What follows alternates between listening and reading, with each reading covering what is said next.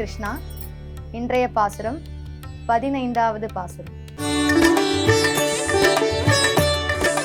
எல்லே இளங்கிளியே இன்னும் உறங்குதியோ, எல்லே இளங்கிளியே இன்னும் உறங்குதியோ, சில்லென்றழையேன் மீன் நங்கை மீர் போதர்கின்றேன், வள்ளை உன் கட்டுரைகள் பண்டே உன் வாயறிதும், வள்ளீர்கள் நீங்களே நானேதானாயிடுக,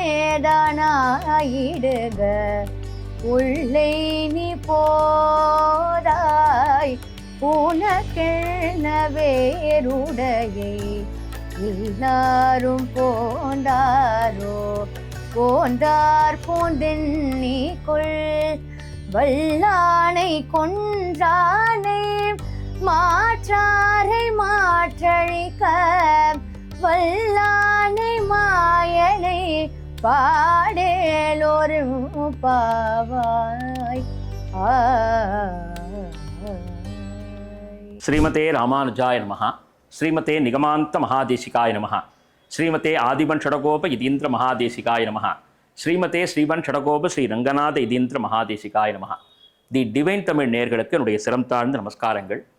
மார்கழியிலே ஆண்டாளுடைய பாசுரங்களுக்கான விளக்கங்களை இங்கே சிந்தித்துக் கொண்டிருக்கிறோம். அந்த வகையிலே 15வது பாசுரமாக எல்லே இளங்கிளியே இன்னும் உறங்குதியோ என்ற பாசுரத்திலே, இன்றைய நாள் பாசுரத்திலே ஆண்டாள் சாதிப்பது என்ன என்று பார்க்கும் பொழுது, நாங்கள், அதாவது ஆண்டாள் உள்ளிட்ட நாங்கள் எல்லோரும் தோழியே உன்னுடைய இல்லத்திற்கெல்லாம் வந்துவிட்டோம்.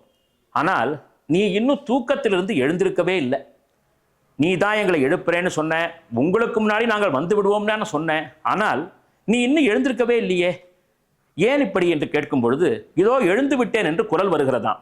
சரி, குரல் மட்டும்தான் வருது, எப்போ நீ வரப்போற அப்படி என்று கேட்டால் அந்த தோழி சொல்கிறார்களாம், இதோ வந்து விட்டேன், நீங்கள்லாம் பேச்சில் பெரிய வல்லவர்கள், சாமர்த்தியசாலிகள், நாளெல்லாம் அப்படியா என்று நகைச்சுவையோடு கேட்கிறாளாம்.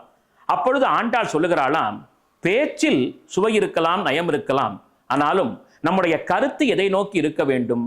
அந்த பகவானை பாடக்கூடிய, சிந்திக்கக்கூடியவர்களாக நாம் இருக்க வேண்டும்.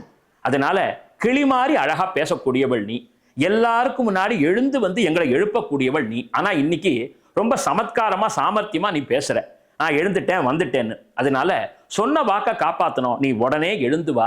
அதுவும் எப்படிப்பட்டவன் நம்முடைய எம்பெருமான்? சர்வவியாபியா இருக்கக்கூடியவன். அவனுடைய ஆச்சரியமான அந்த திருவடிவத்திற்கும் அவனுடைய அருளுக்கும் பராக்கிரமத்திற்கும் எல்லையே இல்லை. அப்படி இருக்கும் பொழுது நீ அவனை பாடுறதுக்கு முன்னாடி வரணும் இல்லையா? நாங்கள்லாம் வந்துட்டோம், எங்களுக்கு முன்னாடி நீ வந்து நின்று அந்த பகவானை பாடி கழிக்க வேண்டும்.